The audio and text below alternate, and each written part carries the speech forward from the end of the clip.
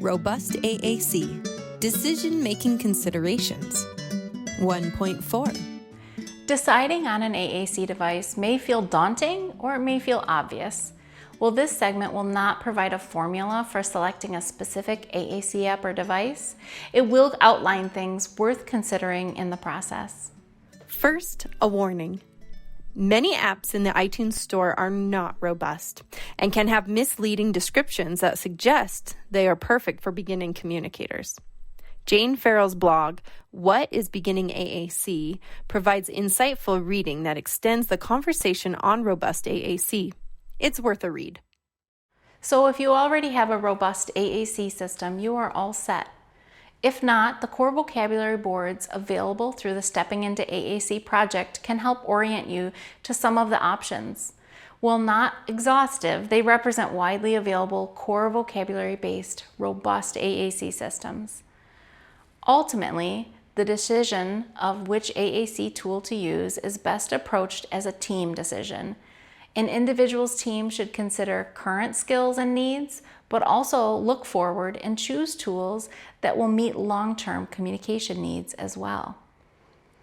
Additionally, factors outside of the learner may also be relevant to consider.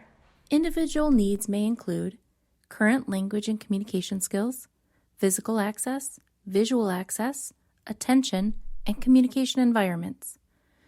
When individual needs cause teams to consider a less than robust AAC tool, it can be helpful to pause for some additional discussions about the long-range plan.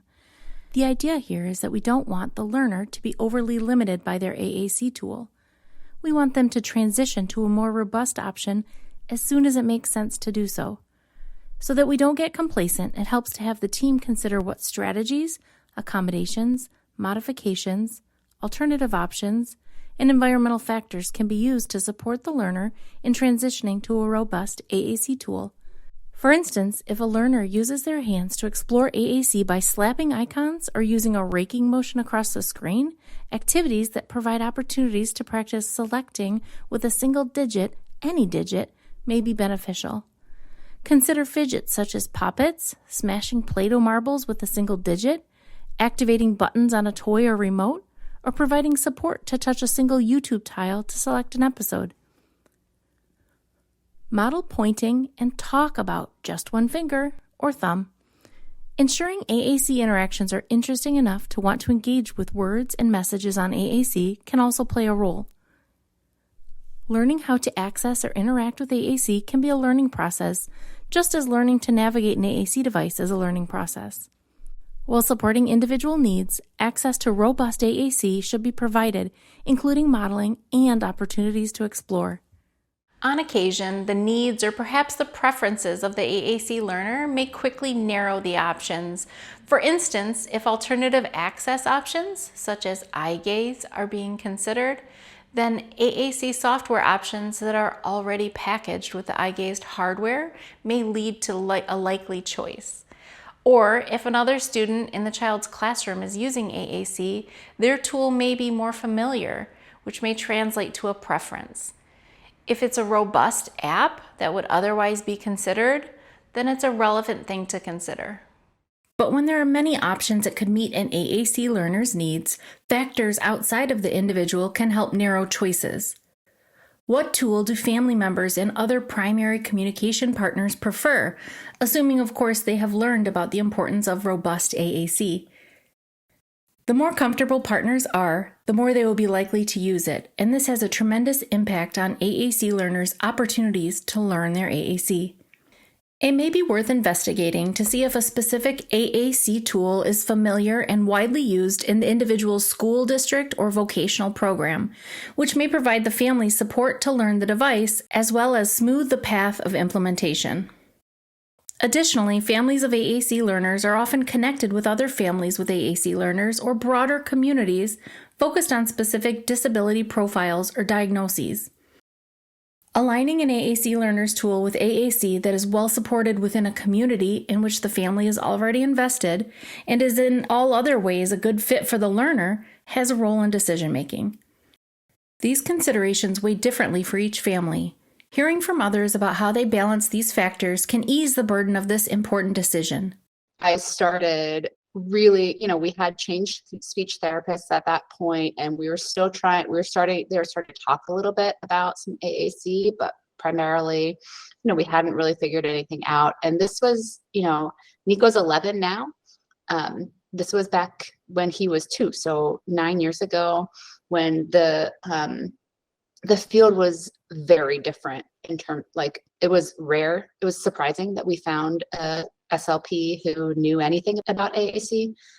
So I had some conversation with her, but mostly I did a lot of research on my own. It was before school, so it was an early intervention SLP, who we've maintained a relationship with actually for his whole life.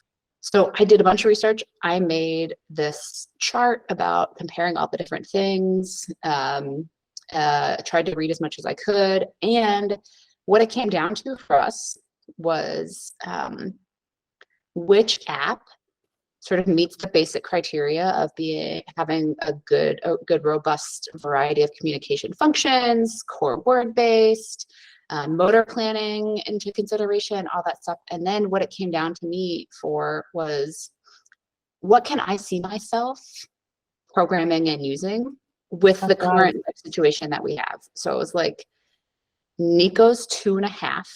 I've got infant twins. And where that landed us was Speak for Yourself was really intuitive to me to be able to use and program. Was there anything in particular about Touch Chat that made it a good fit?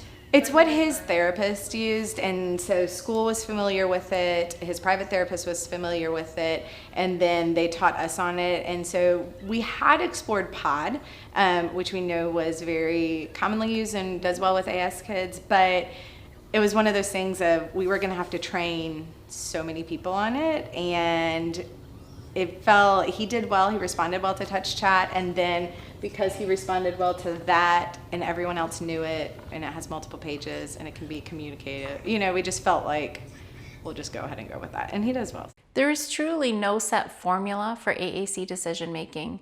Start with robust options and trust the process. Get started by considering the characteristics of the AAC learner and their long-term needs, and then consider the preferences of the learner and their primary communication partner. Also, taking into account that communities around the learner will play a role in shaping their opportunities and experiences they have with AAC.